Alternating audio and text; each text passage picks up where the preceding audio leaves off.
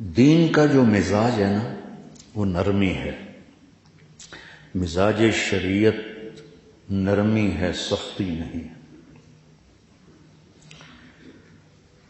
اور مزاج جو ہوتا ہے، اس کی مثال دیتا ہوں.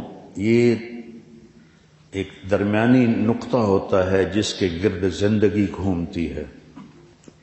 تو اس کو آپ کو ایک مادی مثال دیتا ہوں کہ گاڑی کا ایک درمیانی سینٹر ہوتا ہے.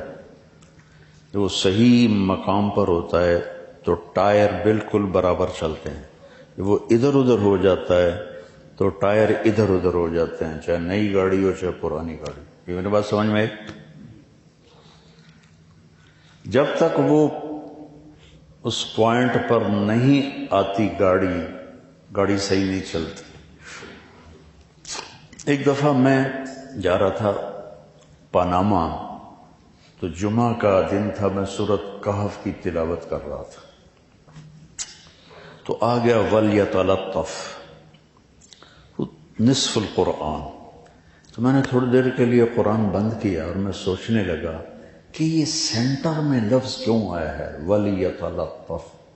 کوئی بھی لفظ آ سکتا، وَلْيُجَاهِدْ وَلْيُصَلِّ وَلْيُزَكِّي وَلْيَذْكُرْ وَلْيُحْسِنْ. کتنے صفات ایمان ہے، ساری آ سکتی تھی. وَلْيَتَلَطَّفْ کیوں آیا ہے، خود ہی میں سوچنے لگا. اور ہے بھی وہ مبالغے کا صفت، تفاعل.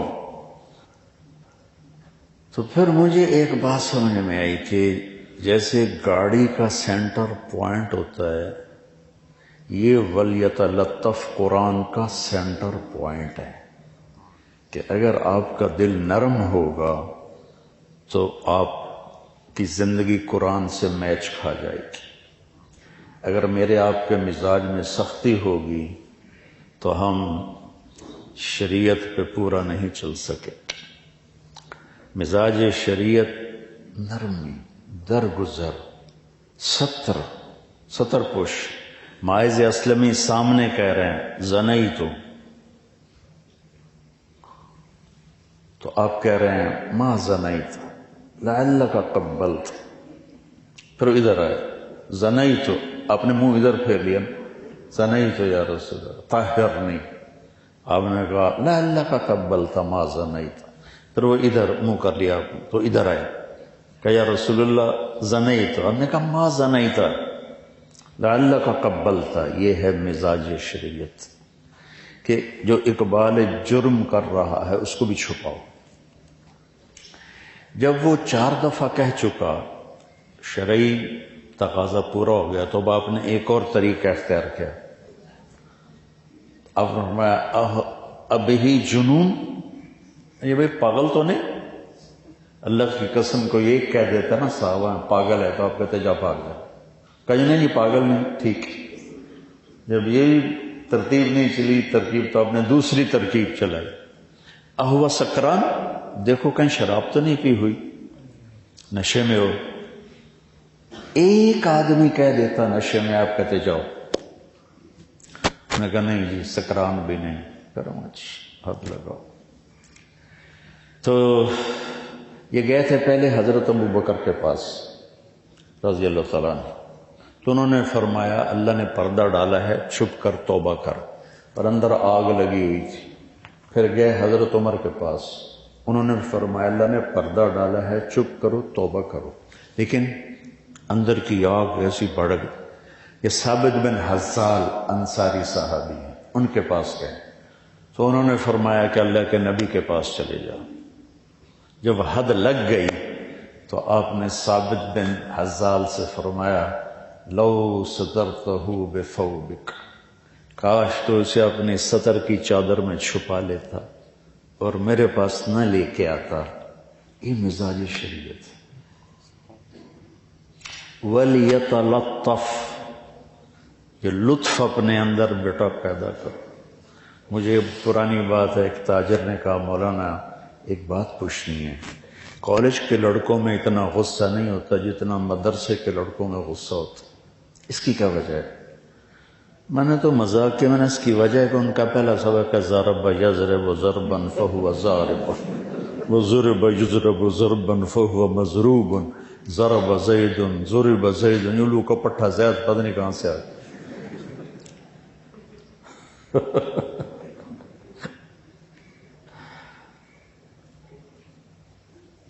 ایک ترکی گورنر تھا ترکوں کے زمانے میں، مصر کا، ترکی تھا، ترکی سے اس کو عربی سیکھنے کا شوق پیدا ہوا، تو اس نے ایک نحوی کو بولا مجھے عربی سکھاؤ، تو انہوں نے مثال دی ضرب زید عمرا، زید نے عمر کو مارا، تو وہ تھا تھوڑا خر دماغ، کہنے لگا واقعی مارا ہے؟ کہنے لگی نہیں، مثال ہے کہ تو گورنر کو جھوٹی مثالوں سے پڑھاتا، اس کو جیل میں ڈال۔ اس طرح اس نے 18 نحوی بلائے، ہر نحوی ضرب زید عمرا۔ علامہ المنفلوطی بہت بڑے ادیب گزرے ہیں، سادات میں سے تھے، تو ان کی میں نے کتاب پڑھی، تو اس میں انہوں نے یہ واقعہ نقل کیا، اور اس کے بعد علماء سے کہا اللہ کے واسطے ضرب زید عمرا چھوڑ کر کوئی اچھی مثالیں لاؤ۔ تو اس نے پھر شام سے ایک نحوی بلائے، تو وہ سمجھدار تھے، تو انہوں نے پہلے پوچھ لیا چکر کیا ہے؟ انہوں نے کہا یہ زید و عمر کا چکر ہے۔ کہا ٹھیک ہے۔ تو اب کتاب میں تو ان کے پاس بھی یہی تھا، ان کا ضرب زید عمرا، وہ کہنے لگا وہ کیا بکواس ہے، جو آتا ہے ضرب زید عمرا، کیا زید نے عمر کو مارا ہے؟ کہا جی مارا ہے۔ کہا کیوں مارا ہے؟ کہا یہ بڑا بدماش ہے۔ بدماش ہے؟ وہ کیسے؟ کہا آپ کا نام کیا ہے؟ کہا داود۔ کہا جب لکھتے ہیں تو 2 واو لکھتے ہیں کہ ایک لکھتے ہیں؟ کہا ایک لکھتے ہیں۔ داود میں ہیں 2 واو لکھے، ایک لکھے۔ کہا وہ دوسری واو کدھر گئی؟ کہا پتہ نہیں۔ کہا یہ اس نے چرا لی اپنے نام کے، اس کا نام عمر تھا، اس نے واو لگا کے آپ کے نام کی واو چرا کر عمر بنا دی۔ انہوں نے کہا تو مجھے پہلو نے کیوں نہیں بتایا؟ کہ ان کو پتہ نہیں تھا۔ کہا اچھا چلو بھی سب کو چھوڑ دو۔ تو ہماری تو ابتدائی ضرب الفاظ اثر کرتے ہیں۔ اگر سمعہ سمہا سمہو ہوتا، اس نے درگزر کیا، الفاظ اثر کرتے ہیں۔ فلاں آدمی کانوں کا کچا ہے، یہ بات نہیں، ہر آدمی کانوں کا کچا ہے کہ بول اثر کرتا ہے۔ ان من البیان لسحرا، بول اثر کرتا ہے۔ تو اپنے مزاجوں میں نرمی پیدا کرو۔ مولویاں باشد کے چپ نہ شود، نہیں، مولویاں باشد کے چپ شود۔ وَلَمَنْ صَبَرَ وَغَفَرَ إِنَّ ذَلِكَ لَمِنْ عَزْمِ الْأُمُورِ۔ ہمارے نبی نے لمبی نماز پڑھی تو اللہ نے روک دیا، کہا وَأَنزَلْنَا عَلَيْكَ الْقُرْآنَ لِتَشْقَى۔ اتنی لمبی کیوں عبادت کرتے ہو کہ پاؤں میں ورم پڑ جائے؟ مال سارا خرچ کیا تو اللہ نے روک دیا، وَلَا تَبْسُطْهَا كُلَّ الْبَسْطِ، سارا نہ خرچ کر، کچھ بچا کے بھی رکھ۔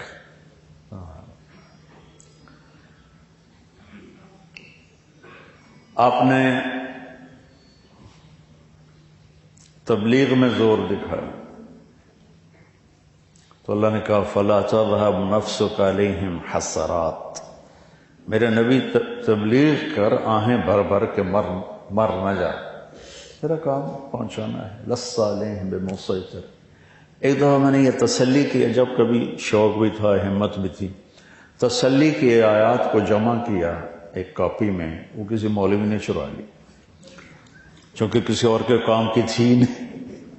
اس نے سارے میرے جو اپنی تفردات ہیں قرآن سے سمجھتے ہوئے وہ، اور بہت ساری چیزیں تھیں، اکابر کے بیانات اور احادیث جو میں یاد کرتا تھا، وہ تو کسی عام آدمی کے کام کی تو تھی نہیں، تو میرے بیگ سے نکالی تو کسی مولوی نے ہی نکالی ہے۔ زندہ ہے تو اللہ معاف کرے، مر گیا تو اللہ جنت دے۔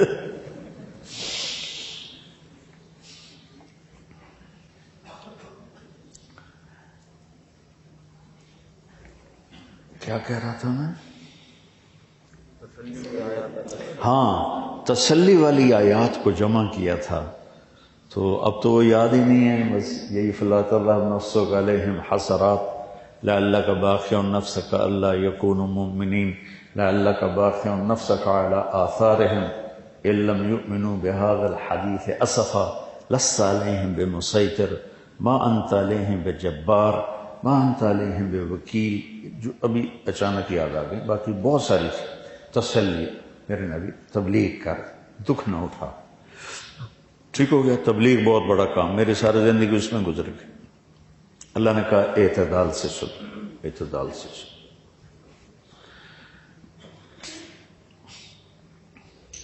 حضرت شیخ حدیث رحمۃ اللہ علیہ کے پاس ایک شخص آیا، کہا جی تبلیغ والے کہہ رہے ہیں چلے پہ جانا ہے، چلے جاؤں؟ کہنے لگے اگر گھر کا خرچہ موجود ہے تو پھر گھر والوں کی نہ سنو، چلے جاؤ، اور اگر خرچہ گھر میں کوئی نہیں تو تبلیغ والوں کی نہ سنو، گھر میں بیٹھ جاؤ۔ یہ اعتدال ہے۔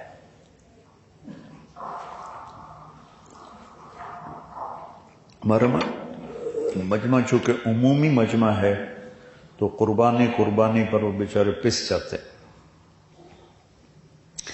اچھا، جب آئی اخلاق کی باری،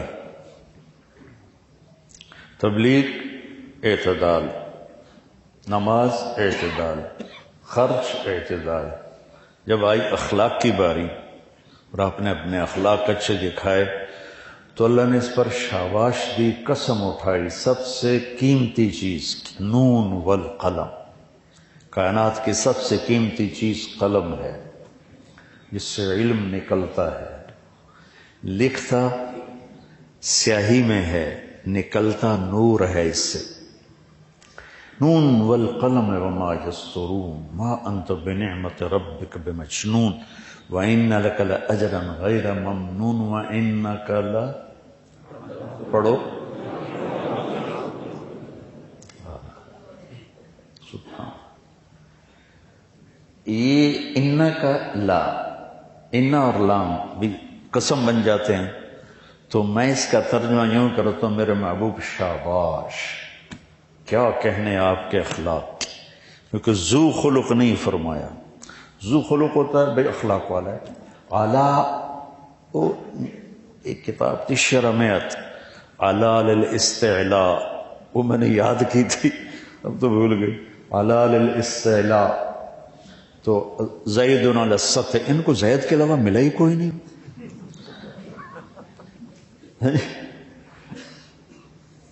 تو کچھ تو تجدید ہونی چاہیے۔ تو اعلیٰ ہوتا ہے بلندی کے لیے، تو میرے اللہ کہہ رہے ہیں کہ میرے محبوب آپ اتنے بلند ہو گئے ہیں کہ اخلاق آپ کے تابع ہو گئے، آپ اخلاق پہ چھا گئے ہیں۔ اس میں نہیں کہا کہ تھوڑا کمی کر، تھوڑا آنکھ بھی دکھائی کر، کہا نہیں، وَاصْبِرْ عَلَى مَا يَقُولُونَ، عَلَى وَاصْبِرْ عَلَى، یہ جواب ہے آپ بچوں کو، تو کہتے جی کب تک صبر کریں، یہ ہو گیا وہ ہو گیا، کب تک صبر کریں، ہاتھ پہ ہاتھ دھر کے بیٹھے رہیں، تو میرا اللہ کہہ رہا ہے یہ یوں سمجھو، یہ ہے یقولون، کون؟ کفار جو کہتے ہیں، اور یہ ہے عَلَى، اب چھپ گیا نا اس میں، تو اللہ تعالیٰ کہہ رہا ہے میرے محبوب جو کچھ وہ تکلیف پہنچا رہے ہیں عَلَى، اس پہ آپ چھا جائیں اپنے صبر کے ساتھ، اور کیا کریں؟ وَاهْجُرْهُمْ هَجْرًا جَمِيلًا، فَصَبْرٌ جَمِيلٌ، فَاصْبِرْ صَبْرًا جَمِيلًا، 3 دفعہ قرآن میں جمیل۔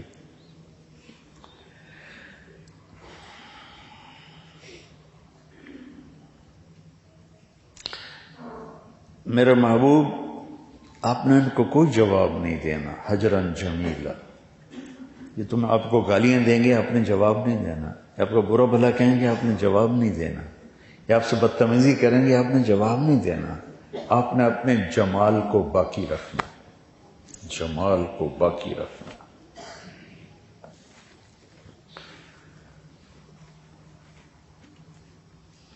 پھر ایک اور سنو، وَلَقَدْ نَعْلَمُ أَنَّكَ يَضِيقُ صَدْرُكَ، آپ کا سینہ تنگ پڑ جاتا ہے. یہ میں اس پہ کر رہا ہوں کہ ہمارے بچے کہتے ہیں، ہمارے مدرسے کے بھی بچے، کب تک صبر کریں گے، کب تک بیٹھے رہیں گے.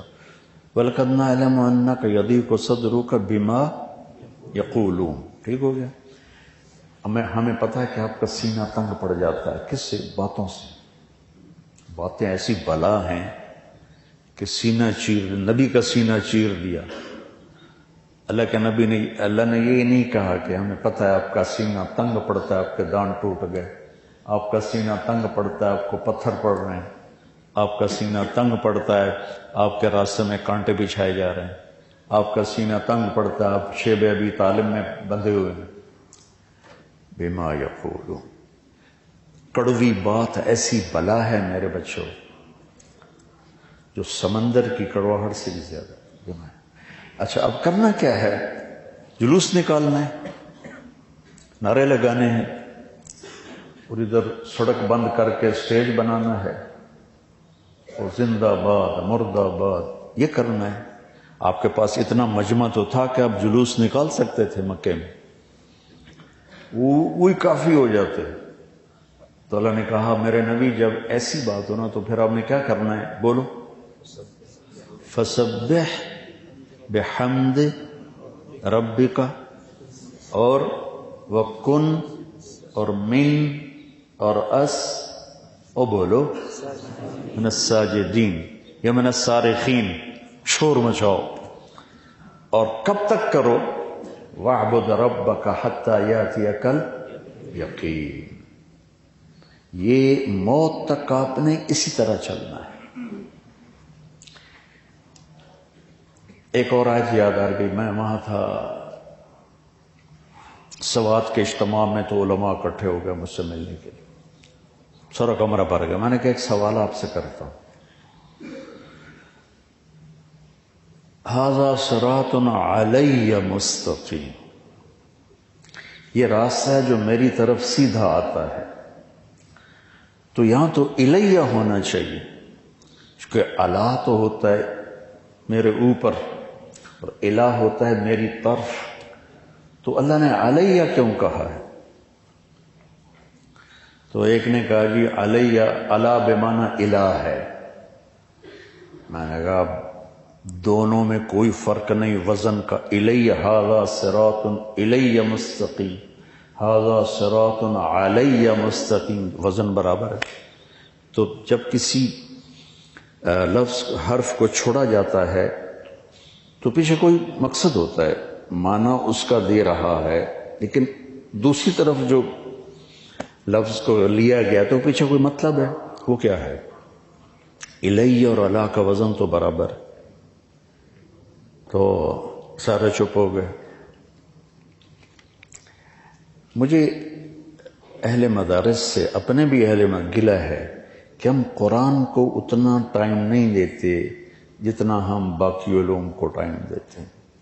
حدیث کو وہ ٹائم نہیں ملتا جتنا باقی علوم کو ٹائم ملتا ہے. اور مجھے اللہ نے قرآن سے شغف نصیب فرمایا ذاتی طور پر. اور میں تفسیریں نہیں پڑھتا ہوں، میں قرآن پڑھتا ہوں، اس میں جو چیز مجھے اپنی سمجھ سے لگتی ہے صحیح، میں اپنے علماء کے سامنے پیش کرتا ہوں کہ بھئی یہ مجھے سمجھ میں آیا، ٹھیک ہے غلط ہے. اگر وہ کہیں ٹھیک ہے تو پھر میں اس کو چلا دیتا ہوں. وہ کہیں نہیں صحیح تو پھر میں چپ ہو جاتا ہوں، کیونکہ میں کوئی اتنا مضبوط تو ہوں نہیں. البتہ عربی لغت سے مجھے شناسائی ہے. جب وہ کوئی نہیں جواب دیا، میں کہا دیکھو اعلیٰ ہوتا ہے بلندی کے لیے، الہ ہوتا ہے سمت کے لیے. تو اللہ اس میں دو معنی بتانا چاہتا تھا کہ جو میری، یہ جو راستہ میری طرف آتا ہے یہ راستہ بلندی کا راستہ ہے، بلندی کا راستہ ہے. تو اس کو بلندی کا ھذا صراط علی مستقیم عال. قرآن تو مختصر بات کرتا ہے نا. تو سبحان اللہ، دو مطلب اس میں اللہ تعالیٰ نے جمع کر دیے کہ دیکھو میرے بندو، میری طرف کا راستہ جس پر آپ لوگ چل رہے ہیں، جس پر ہمارے دیندار طبقہ چل رہا ہے، یہ راستہ عزت کا راستہ ہے. تو اللہ سے الیہ میری طرف بھی پہنچ جاؤ گے، اور دوسرا کیا ہوگا؟ عزت بھی پاؤ گے، بلندی بھی پاؤ گے، کامیابی بھی پاؤ گے۔ تو بہت سی چیزیں میں نے عربی بدوؤں سے سیکھی، اہل لغت سے سیکھی۔ میں راس الخیمہ میں تھا تو میں ایک تفسیر پڑھی تھی، میں پڑھنے لگا تو اس میں تھا کہ قرآن میں جہاں بھی فاحشہ کا لفظ آیا ہے وہ زنا کے لیے ہے۔ فاحشہ، فحش، یہ زنا کے لیے ہے۔ ان اللہ یامر بالفحشاء۔ تو میرے خیال میں آیا کہ فحش تو ہر قسم کی بے حیائی کو کہتے ہیں، خاص طور پہ زنا کا کیوں آیا ہے؟ مجھے سمجھ میں نہیں آیا۔ اس کے بعد ہم العین گئے، یہ 96 کی بات ہے، ہماری جماعت تھی تو العین میں نے مغرب کا بیان کیا۔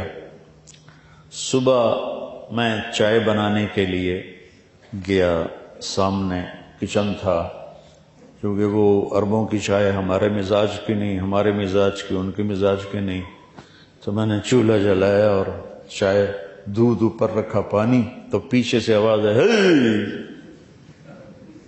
تو میں نے پیچھے مڑ کے دیکھا تو ایک بدو، کوئی 80 سال کا، کھونڈا ہاتھ میں، تو ہے میں نے کہا نعم دیزنا لی القہوہ، میرے لیے قہوہ بنا۔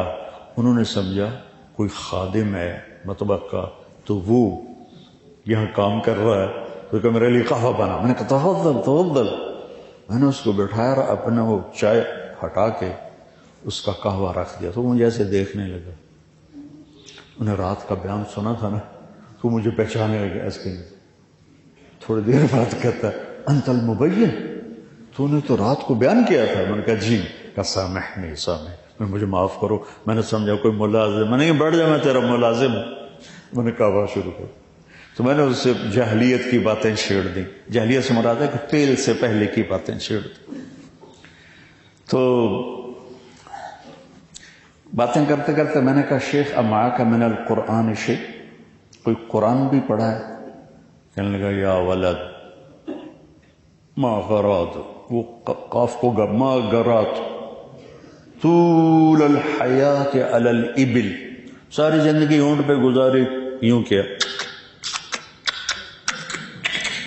اونٹ کو چلانے کے، طول الحیات علی الابل، ولیکن ما فحشت، غور کرنا، ولیکن ما فحشت الا نظرۃ۔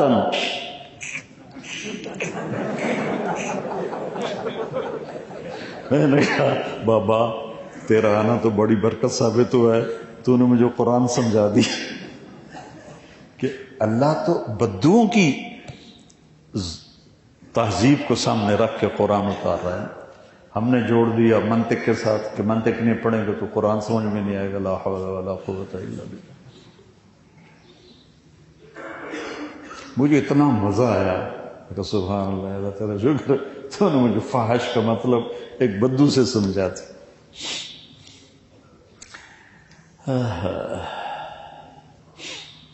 تو میرے عزیزو، اپنے مزاج میں نرمی پیدا کرو، قرآن سے جڑو، سیرت پڑھو، اس سے آپ کو پتہ چلے گا کہ زندگی کیسے گزرتی ہے۔